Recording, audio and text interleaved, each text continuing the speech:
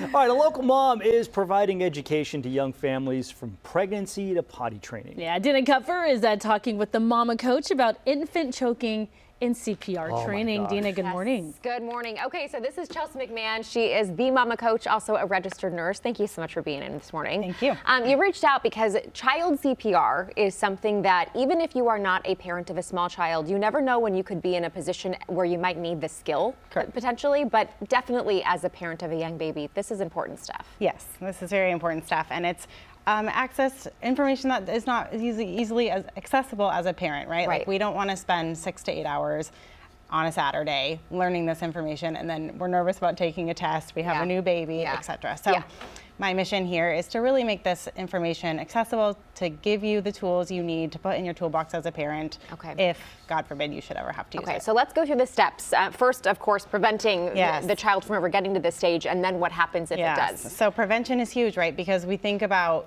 typically we start thinking about CPR or gagging and choking when they're starting solids, but we have mobile babies much before they're starting solids, right? So preventing as soon as our babies start moving is key. And then obviously everything else that comes after that, right? Preparing food safely, making sure we're not running around with food in our mouth, that kind of thing.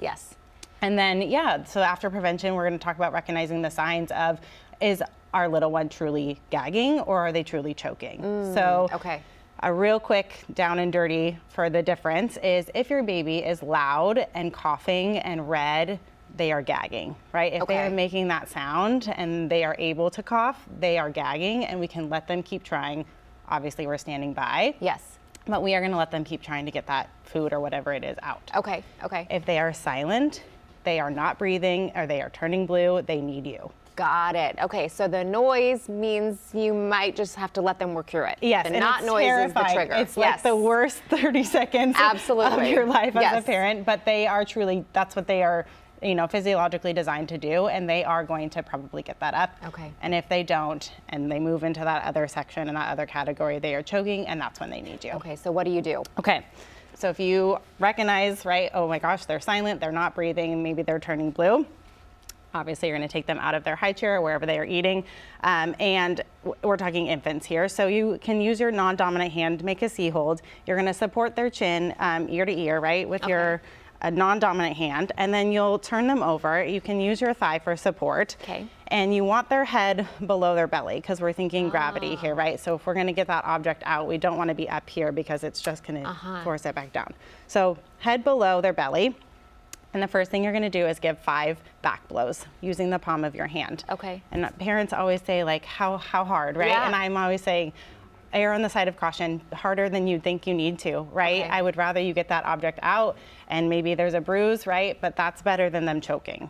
So we're going to do 5 back blows in between their shoulder blades, right? So 1, 2, 3, 4, 5. You're going to turn them back over and give 5 chest thrusts, which is the same you would in CPR, but you're going to do 1, 2, 3, 4, 5. And again here, we're going to try to keep their head a little bit below their belly, so that object can come up. You can look quickly for the object. If you see it, great, move, get it out, put them up. They'll probably be coughing at this point. If you don't see it, you're not going to go fishing for it. Do not go fishing for it. Do not go fishing for it, because what you can inadvertently do is push that object further back in, right? And if it's right there and all they need is a couple more back blows, you don't want to then shove it deeper. Got it. Okay. So this is all information that you're going to be teaching. This is obviously very, very short in a virtual class. When is the class and how people can sign up for it? So I'm teaching this CPR, how to use an AED in public if you should be in public.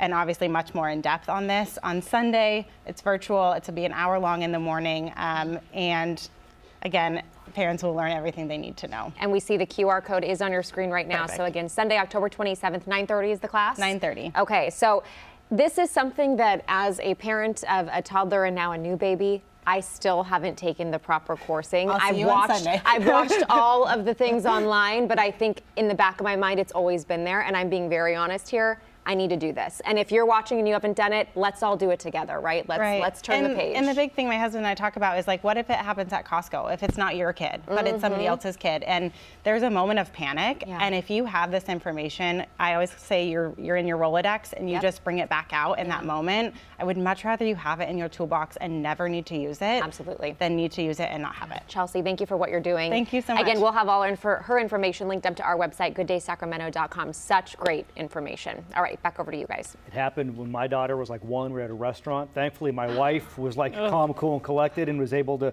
But I still, to this day, can I'll see her face. Yes. The look on her face, because she looked scared. And that's a huge point. So I was just telling you, my 4-year-old choked at Chick-fil-A like a couple weeks ago. My 4-year-old. Like not what you would expect. I was like delicately feeding my 1-year-old, right? Yeah. Because she's like paying all this attention, and I hear this noise, and I look over, and she was like, Oh my goodness. It's terrifying. I have chills. It is. Yeah. It is I was like, you've got it. Like 10 years off my life. Yeah. Gray Yeah. hair instantly. Yeah. Yeah, Right. and I will say this too. You consider the people who might not have children, that is myself, but I watch my godkids, I watch my Yeah. cousins all the time. So people who are watching their Grandparents, children nannies. equally need to know all Yes, this yeah, information. 100%. So So true. Yeah. All right, Chelsea, thank you.